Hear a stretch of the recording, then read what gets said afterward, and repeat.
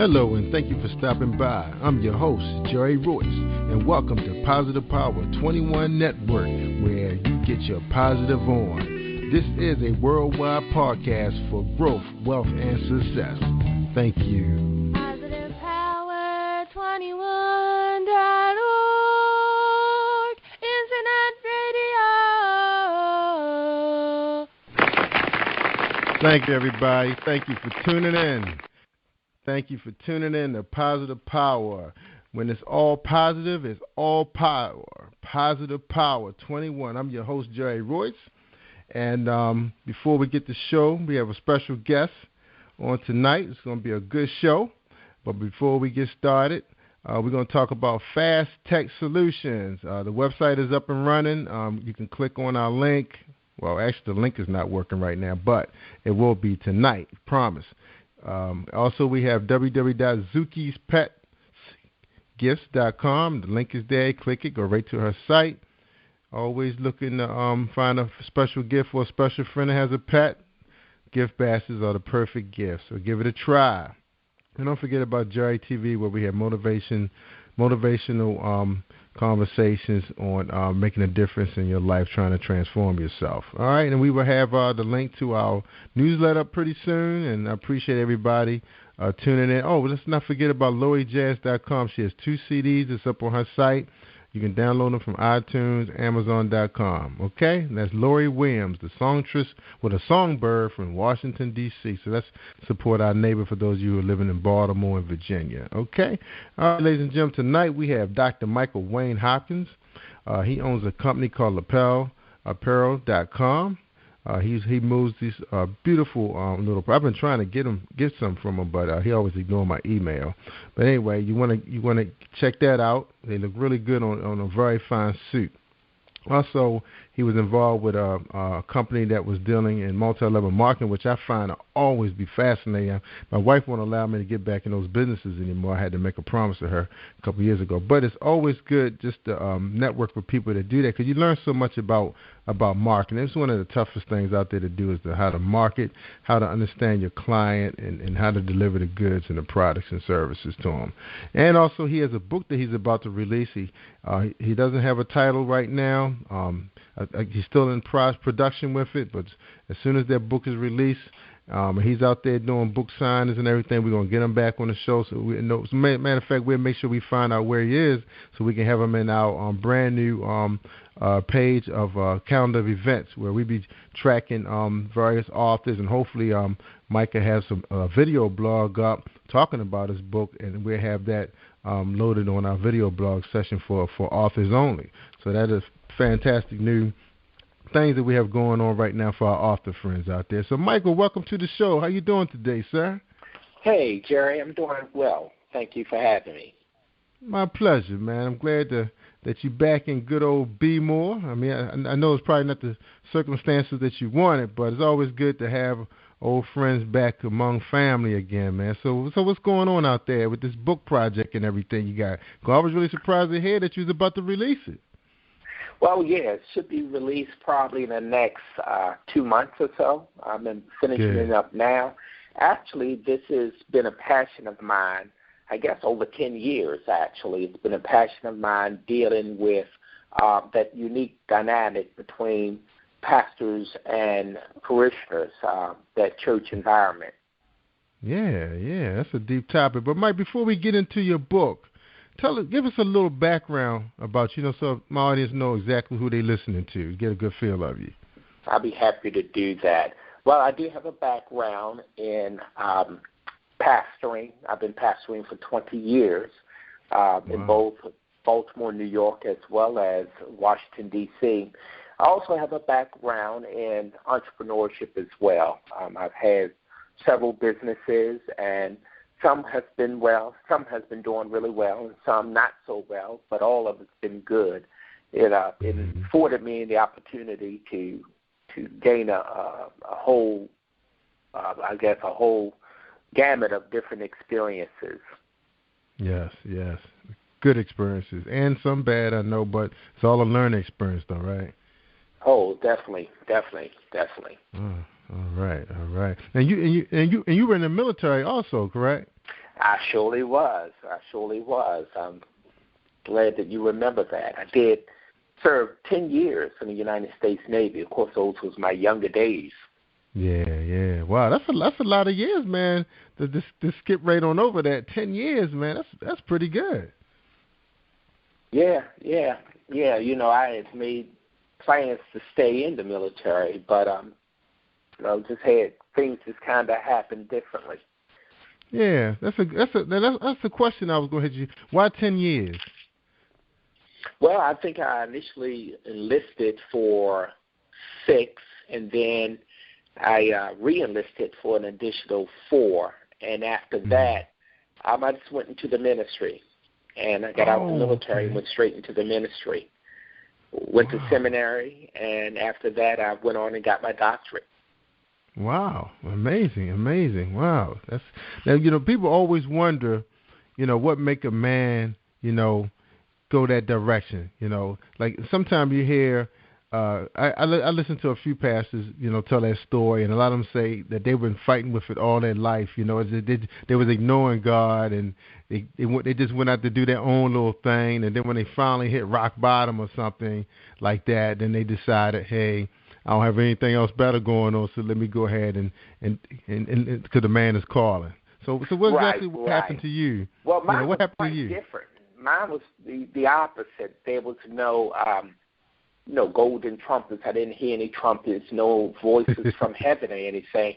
I had a very illustrious career in the military. I flew helicopters around, and I was a Navy frogman. So I really enjoyed what I was doing. I was young enough to do what I wanted to do. Went all over the world for the most part.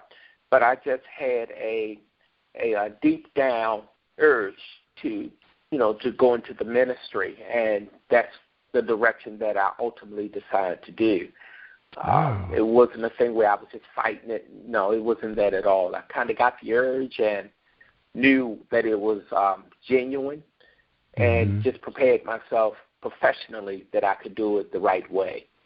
Yeah, wow. So you were a Navy frogman. So you could have been a Navy SEAL?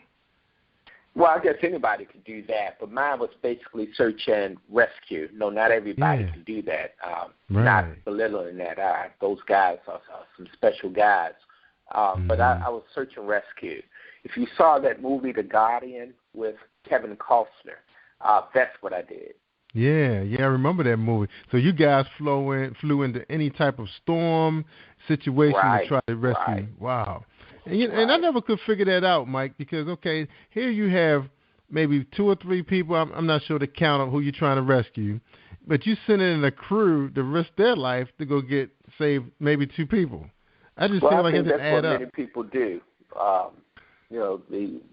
The guys in blue, the police officers, do the same thing. So does the firemen. When you sacrifice yourself for someone else, I guess that's the epitome of what we're really called to do. Yeah, because you think about that, even with the military, they call a strike, because 2 people were captured, and now you're going to send in you're going to risk another maybe a couple hundred men to save 2 people. Yeah. Of course, I mean, it sounds like the movies, but it's real life, and I know. Right. Yeah. All right, man. Well, that's really interesting, man. I wish you would have told me that when you was working with me. I would have been talking to you about it every day. I love that stuff, man. Yeah. Love that stuff. All right. Now, now let's talk about the book. All right. What happened? What's going on that you decided? Because I know you probably had some other things going on, too, in your head that you wanted to write about. But why this one first? Because this is your first book? Right. This is my first book, and I'm already prepping for my second book and even my third. So I have a couple more books coming in the years to come. And I am still playing around with some titles, and that's why I haven't fully released the title as of yet. But this is my passion, and the other authors that you have on your show can probably attest. To write a book, you need a passion, and it is your passion. It is out of your passion that gives birth to the book. And this has been a passion for mine for years. I've been in ministry. I've been actually pastoring for over 20 years. Right. And what I've found probably more recently is that the relationship between pastor and people, pastor and parishioner, is really a delicate relationship. And oftentimes it's one of great conflict.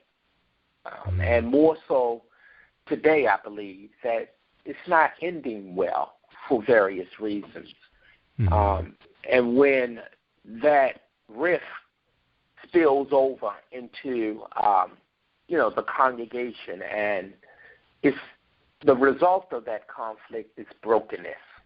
And no one wants to be in church and be broken, because most of us see the church as a place, a safe place, a haven, a place where you can rest your faith, a place where you can invest your spiritual health. And oftentimes the very last place that you would think of as a battleground is the church. Yeah. But so often that's exactly what happens. And, what happens a lot is that churches split. That's a term that I believe most of your audience have heard before, church split, when one fraction of the church splits off from the main fraction and starts another ministry. In the early days, it wasn't that. We had a better way of working out our differences. Right, true. So the book kind of speaks to that brokenness that pastors have as well as parishioners when, conflict is left untreated and undiagnosed, and how it's able to tear the very fiber of the church. Jesus made an awesome comment in the 13th chapter of St. John when he says, "A new commandment I give you, and that is to love one another as I have loved you." And it's almost as if Jesus knew that the biggest threat against the church would not be the church's ability to raise money, because we could do that very well, nor would it be the church's ability or inability to build big churches. I mean, we have mega churches now. But the biggest threat against the church would be the inability to maintain that brotherly or sisterly love that he is mandating that, we do as Christians. So the book kind of speaks to that need for healing. Yeah, I see. Now, you and I had many talks, because you remember what my church was going through at the time, and it just seemed like it just couldn't heal itself from that. And I know you know him, and he never really attacked the problem head on with the parishioners. Like, he just wanted to go away. And I think that's what people was fighting with. Like, it wasn't that they couldn't forgive him. They just felt like he just wasn't being straight up with them. And then we lost some very sincere, dedicated, and loyal followers, that was, to me, was the most shockingest things. The people who were just casual visitors, continued on, and of course new members came on, but it never got to where it was before, which was right. Well, what happens a lot with brokenness as a result of church conflict is that it manifests itself in various ways. Some people, stay at the church and stay there not for the reason because they're getting spiritually fed. But some stay there because they've been there so long. And the idea of searching for a new church home is it's not something that they want to do. So they just stay there. They're committed to it for the long haul, but their spiritual growth has stifled. Others leave and find another church home, and some just don't go to church at all. A friend of mine made a very powerful comment, and it's kind of course it's not true, but it held a lot of meaning. And he said the heathen go play golf on Sunday where the Christians go and fight amongst themselves. Did he say that? Wow. Whoa. What about the guys staying home to catch their favorite NFL team? Well, see, that's just it. Like I said, brokenness manifests itself in various ways. Yeah. If left untreated and undiagnosed. Wow. But the book speaks to that. Yeah. Wow, Mike, that is deep, man. You know, it's funny because it seemed like you could probably write forever on those type of subjects because a lot of people don't talk about these things. You know, it's like I remember my pastor, Dr. Reverend Douglas Sand, wrote on a book on the white supremacy racism in the United Methodist Church, which was kind of like, who would have done that in the 90s? And he actually re-released that book through my publishing company. Howard University was carrying that book for a while for a study. So that was pretty deep, man. Now, in your instance, I mean, it's a lot that could come out of that type of writing because it's a lot that's going on in the churches, and it's like conflict. We have conflicts on jobs, and I think a lot of companies don't run well because they have managers that don't want to confront conflict. And now they're talking a lot. Right. I'm sorry. Conflict is one of those things that happens in various venues. It's almost like the married couple that when you see them in the mall or at the supermarket, it looks like, oh, man, this is the ideal couple. It's a handsome couple. Nothing is wrong. But then when you go in behind closed doors and you hear, all of the beating and the arguments and the yelling and the screaming and the cursing that's going on, that's how it oftentimes happens in the church. No one really talks about it.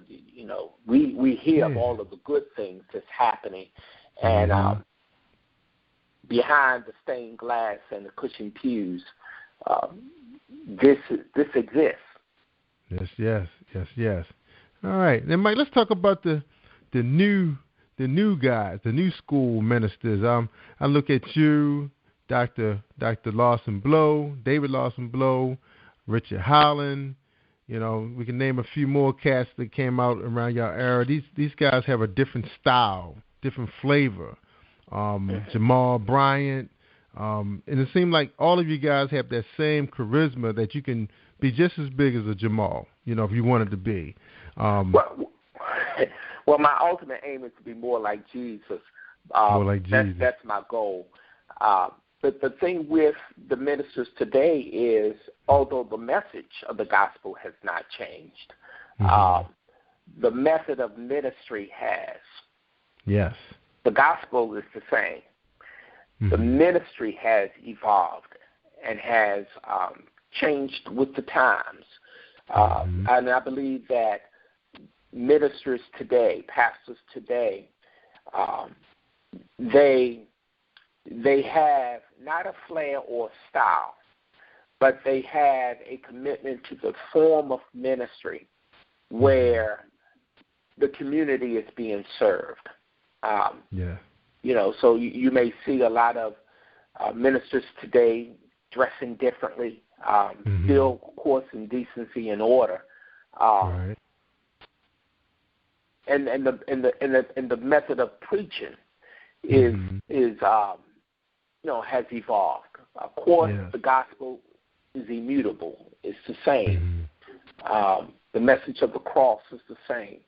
But to reach that generation who never been in the church, when I was growing up, everybody at least been to the church, or if you haven't been to it, at least you respected it. That's right. We're dealing with a generation that never been in it and don't respect it. Yeah. So to minister to that generation, you have to be innovative. You got to hear their concerns, their needs, and their desires. So what is it going to take, to get the masses back into the church? I mean, is it going to take, what we have going on now on social media, more one-on-ones, more pastors visiting back out in the community? Because one of the things I don't see anymore, well, I know we had an outreach, but I don't remember a pastor being out there in the streets. But I remember, when I was young, the church would come out into the community and knock on doors, or they give festivals and and yard sales and get everybody to come out, and the pastors out there shaking hands and asking people names. Is that going on today? I think it is to some degree. And I think your question was right on. What will it take to get the masses back involved with the church? And I believe you answered your own question to a very large degree. It's going to take the church getting out of, coming from beyond the four walls of the church and being back involved in the community again. Yeah. That's definitely. Because I see the churches, like lately we've been going to FCF over here in Winans, across from Randallstown High School, and they're always trying to organize. They're not having Bible study in the church. They want to have it in somebody's home, and then they invite their family and friends. So it's like they're trying to fight the war real small, real strategically now, not panicking, like they have to give a carnival in the backyard to get people to come out. But it's like they do have strategy, because I know, pastors think about it all the time, would God be happy with the way they run in the church now? Would he be happy that because you have empty seats, you feel like you're not doing your job, Is it a lot of stress on pastors nowadays? Well, I believe so. I believe that the stress level for pastors is at an all-time high. And in part, I believe that is reflected with the number of suicide among clergy. Among other things, the divorce rate among clergy is at an all-time high. Alcoholism and drug abuse, again, is at an all-time high among clergy.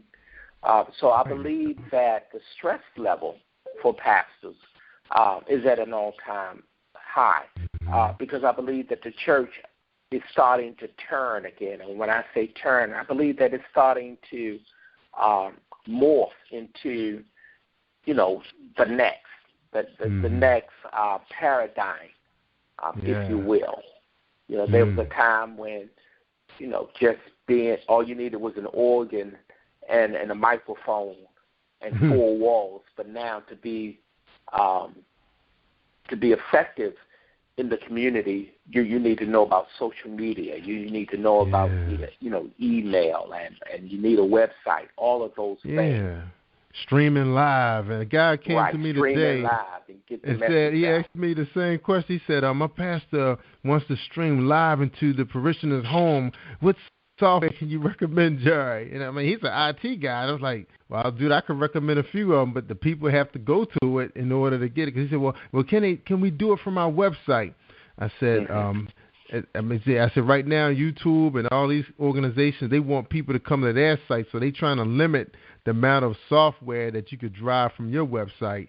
They want you to drive the traffic to theirs, because when people start getting 5 million, 10 million plays or views, that's when the advertisers start looking at you at some sort of value. So the answer is probably going to be no, that he's going to be streaming from probably someone else's website. Now, our church has like 3, must be 120-inch screens in high definition. He has 3 cameramen. He has HD sound. I know he bought new speakers. The quality of sound is much better. He has a light show, and with his singers. So it's like, wow, there has to be a stage production and to get people out of their beds. It's not just about. And now I notice pastors are doing Sunday school service. Bible school service during the service. It's no longer them, dancing and rhyming anymore. It's like now they're teaching you. It's like they get you right while you're there. What's going on with that, Mike? What's going on with that? Well, I think that pastors are really evaluating their approach to ministry to reach those persons who would ordinarily not go in the church. Yeah, go out there and find not just a singer, but a singer. I mean, you have to have performers now. I mean, have 7-piece bands. I mean, this guy has bass players and saxophone player. I mean, it sounds like these guys could be working in a nightclub for blues artists. You know. Well, like, I think ultimately people desire a ministry that they can connect with, that's able to connect with them on a very basic level. People are not trying to be entertained because there's always another better entertainer. But people really are hurting these days, and they're looking for a ministry that's able to cater to their basic needs. If I was a single parent, is there a ministry for me, being a single parent? If I'm, recently divorced, is there a ministry for me being a divorcee? Me dealing with finances. Is there a ministry that's going to address my financial concern, help me to, learn how to invest? So I believe that in today's ministry, people are looking for a church that is able to cater to a person's basic needs. A person may not have 2.5, 3 hours to be in church on Sunday. They may only have an hour. They may not be able to get to the church during the week, for Wednesday Bible study. Can I just open up a laptop and get the information? Can I download the Bible study, online? Wow. All of those things are there. I mean, you can already pay your tithes and give your offerings online. Yeah, that's right. There's no reason that you can't have a fully functional ministry online, but not just in the way of technology, but also more so, again, on that basic need. That basic need, a singles ministry, a marriage ministry, something for my children, something for my husband. You know how hard it is getting men in the church these days. That's right. You're right. So, perhaps we can have something where we could have not just a Sunday morning service, but also perhaps maybe a Saturday service, because men sometimes like watching a football game. Right, that's right. In other words, the sky is the limit. And, when you begin to, look at ministry, you have to think of innovative ways to introduce the same gospel that Jesus still saves. That's right. Wow. It's at a new level. And how about on the job? You have people looking for ministry on the job now. I remember I was at Blue Cross. It was so stressful being a teleservice rep that we actually used to have prayer circle in the beginning before the phone lines came. And we had a pastor stand in the middle and give us like a 5-10 minute prayer, because people was hurting. They was stressed, Right. Well, I mean, if that's what your job, your employer allows, then again, that's fine. But that's the result of being spiritually healthy. That's the result of that. That's right. We was trying to bring it together in a circle. We was trying to be all one, supporting one another. And, because people got a lot of stuff going on in their lives, man, with the kids, the spouses, the jobs. I mean, people got managers that's hurting now and that's coming to them saying, I need to talk to somebody. It's rough out there. So you definitely need, and it's good that the church is able to be innovative now, that you can click on a website and get a message that this probably was for you. And only you. So and then you can get texts, scripture sent to your phone, Right, you could do all of that. And then at the same time, make it such that you can have that personal touch as well. Because although technology is great and you're able to reach the masses, oftentimes people still desire that personal touch. Yeah, man. So you may have ministries that are mega, may have large churches, medium-sized churches, and even small churches. And, Jerry, all of it is good. That's right. There is no one set model or mode for ministry. That's true. And for that pastor that's pastoring, 20 or 25 people who have ambitions of one day becoming a mega church, my advice to them is, instead of trying to be, have a mega church, just be what God has called you to be and be a good steward over That's what right. He has given to you. That's right. That's Because right. ultimately that's what you're going to be, charged with. That's what you have to answer for. That's right.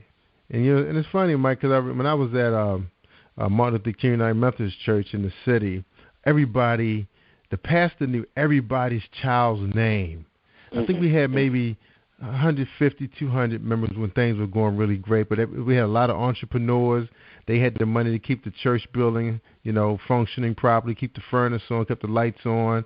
We used to have dinner together, brunches. The kids used to get fashion shows, and you knew the babies' names, and people would have parties at their house, and we had picnics. Man, it's like I miss those times, man. Because we had to leave because the kids got older. They didn't have no reason to have Bible study no more.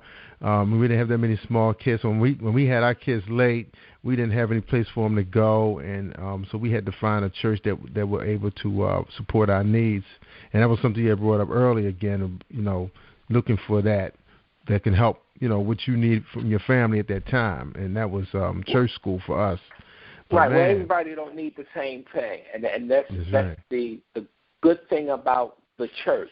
And when I say the church, the Church of Christ, the universal church, is that they have many different types of churches for many different types of people, and all of them have a common message, the same message. Yes.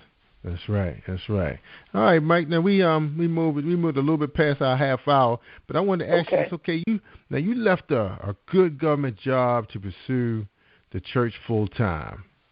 Now I know you probably was fighting with that decision for a long time because you was kind of invested. How hard was that for you to make that decision? To uproot your family, Well, we make decisions like that all the time. All of us do the very best that we can. We make those type of decisions and choices all the time. And for me, again, my passion is ministry.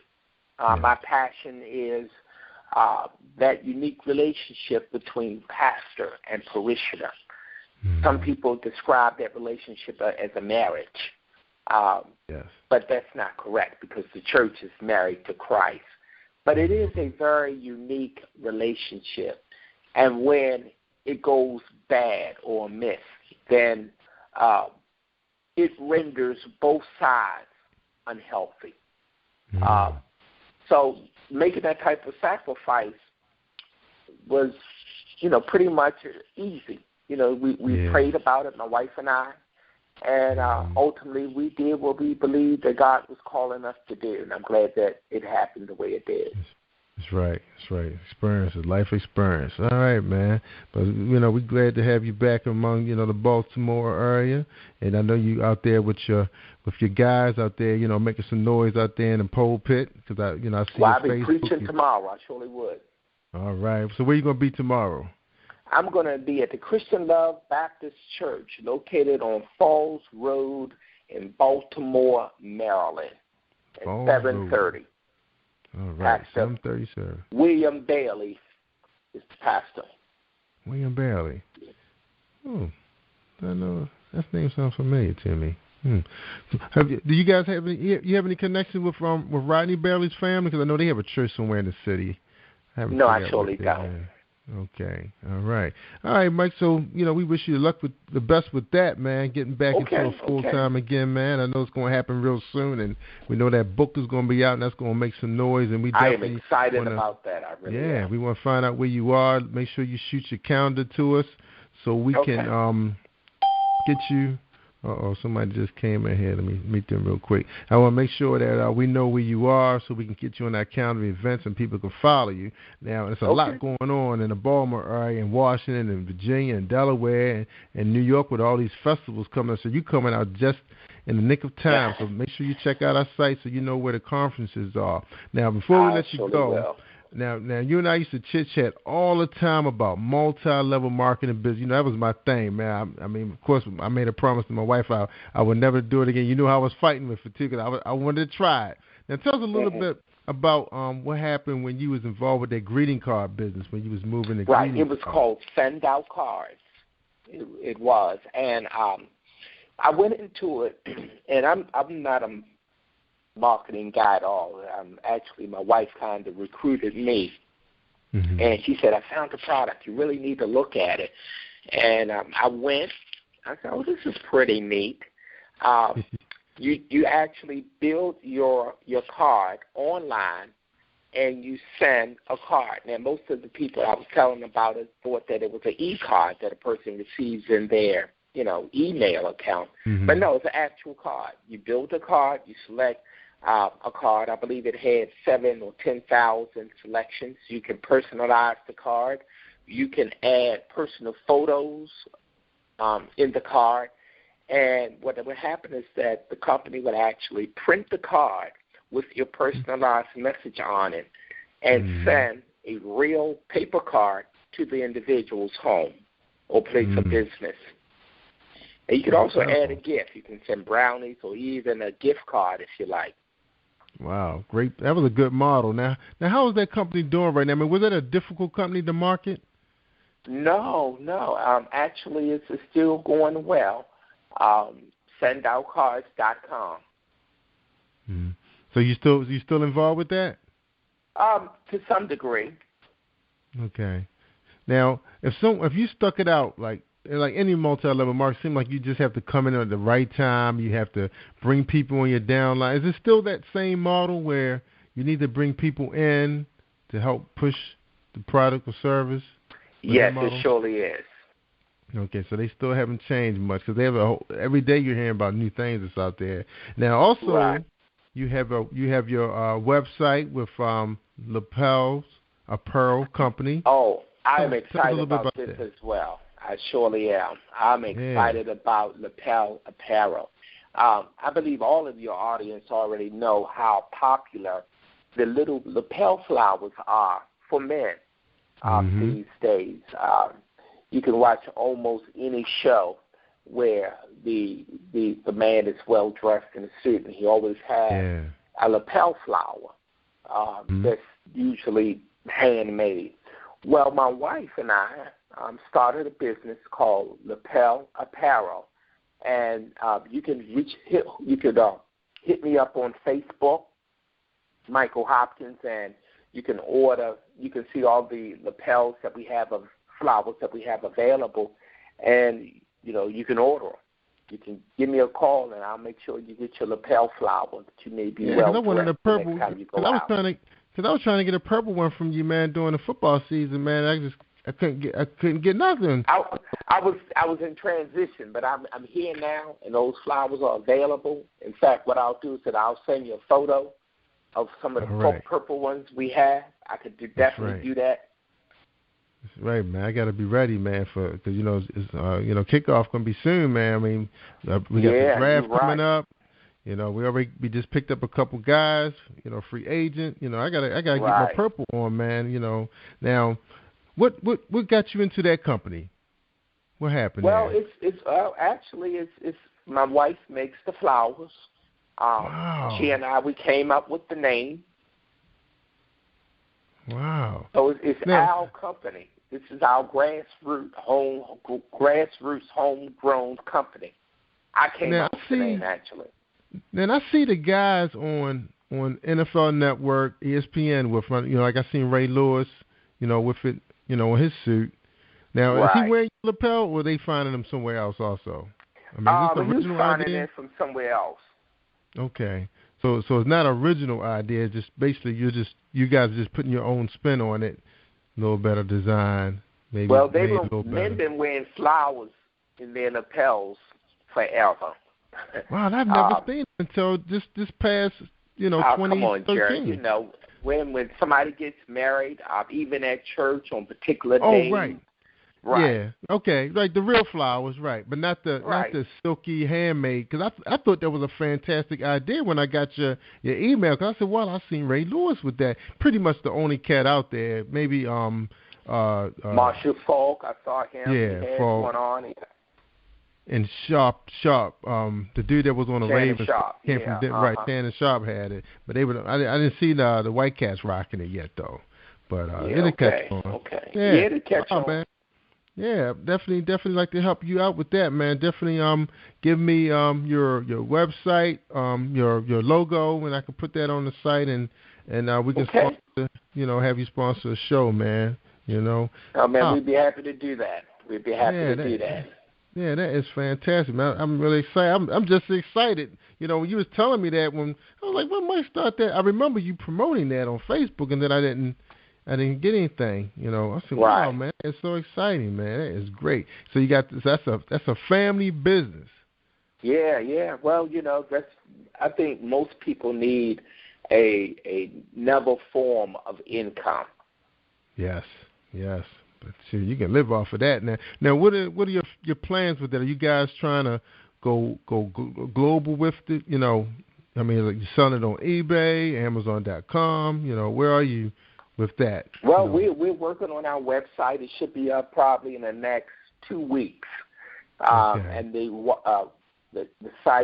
website address is lapelapparel.com. Mm-hmm. Now, is it going to get to a point where your wife can't make them no more? I mean, are you ready for that? To have some overseas company putting them together for you? That would be a pleasant burden to have. But are you ready for it? No, we're not ready as of yet. Yeah, because I was wondering what's going to happen if Macy's call you down to their headquarters and say, hey, we want to order a couple 100,000 of these things for all of our stores.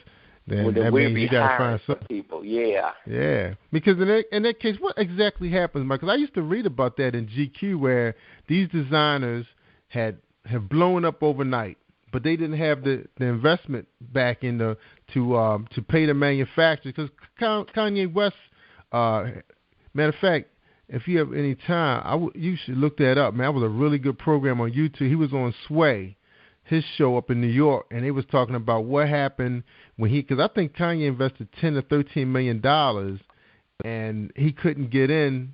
He couldn't play with the big boys, even with the money he has. And it was because he couldn't get the manufacturers that these French-owned designers run, up in these foreign countries. He said that's the only way you can get a really good deal on the product, so you can sell it for a fair cost to the customer. So what's going to happen, Mike? I mean, if you blow up, we're going to do what we can. So you got to hit the bank. We're definitely going to do what we can. Because he didn't have a problem with the money. See, he didn't have a problem with the money. He had the problem just trying to get in. Now, in your case, you're going to probably have to talk to the banks to get the loan so you can I guess you got to pay a deposit down when they start production. Correct. Wow, that's a lot to learn, man. So you're going to be going back to school on that if that happens to you, man. I'm hoping it happens. I'm hoping you blow up, man. So you hope I blow up like that. Okay. Yeah. Okay. I really want that to happen, man. I want you to blow up and you say, Jerry, remember we was talking about the manufacturers and the money piece? Well, that happened. You had to go knock on a couple doors. Wow, man. I am so happy for you, man. Wow, that's crazy. Thanks a lot. Bless you, brother. Bless you. Yeah. Well, just like I have the passion for this thing, man, I know, you was looking for a business, and whenever you can get an idea like that, and it's something that God, when anoints it, man, you just don't know. You just got to be ready, man. It can come in like a tornado. Right. Wow. Right. Well, we're praying for nothing but the best. That's right, man. Your book, man, you got the book. I have a lot of stuff going on. You do. A lot of things going on. You do, man. But it's good to be busy. It really is. That's right. That's right. I know people always say, try to focus your energy on one thing. Like I have another website I was pushing. They would say, well, focus on one thing and get that going first. But sometimes you feel like you can handle it. Now, so you feel like you can handle. These are big projects you got going on. Well, I'm doing okay so far. And if it ever get to a point where I become a little overwhelmed, I do know how to step back. That's right. Amen. Amen to that. Well, ladies and gentlemen, that is Dr. Michael Wayne Hopkins. LapelApparel.com will be coming soon. Hopefully, be opening up like Joseph Banks magazines, and they sitting right there on the page. You just never know. Never know. You never know. All right. That's right. And we wish you the best with the books, and definitely stay in contact with us about those books, because we do on the scene interviews, so we'd love to come out there and give an action on your book signing, because we're trying to bring everything to our pages for our audience so they can feel the book publishing world is an amazing world, man. I can't wait for you to get your foot in it, man. You can tell me, how, what the feeling is like. 'Cause that is a world, man. You're gonna meet people. Whoo, man, you got. Man, I'm excited. I'm excited. Yes. All right, man. Well, you have any final comments? Anything you'd like to share with my audience before we close out the show? Sure, Jerry. I just want to thank you again for this opportunity to chat with you, to come on your show, talk about my upcoming book. It's definitely my passion, and when it's getting ready to be released, hopefully you'll have me back. That's right, man. I can't wait to see how all this stuff just start transitioning out of the gates. Because right now, like you just at the start. Right now, you just coming out of the gates. You have any? You know how Usain Bolt? He's still in that forward lean. Right. That's where you at. That's where you are right now. You just coming out. That's right, man. All right, ladies and gentlemen. Thank you for tuning in. Appreciate everybody who came in to check out the show. Also, don't forget we have on-demand programming 24/7 on positivepower21.org. We got book authors galore. They got me lined up through the rest of this year. I'm going to be on location at a few places. They're going to be giving me dinner. It's going to be great to be Jerry Royce. It's going to be fun. I'm looking forward to this too, man. I am so excited to be back in this place. I really am. So thank you, Michael. And we'll be in touch. Thank you. All right, hold the line, okay? All right, ladies and gentlemen, thank you for tuning in. Thank you for tuning in to the Positive Power 21 Network. Team 21 would like to thank you all for tuning in, and please spread the word and tell a friend. This is Jerry Royce at Positive Power 21, where we get our positive on.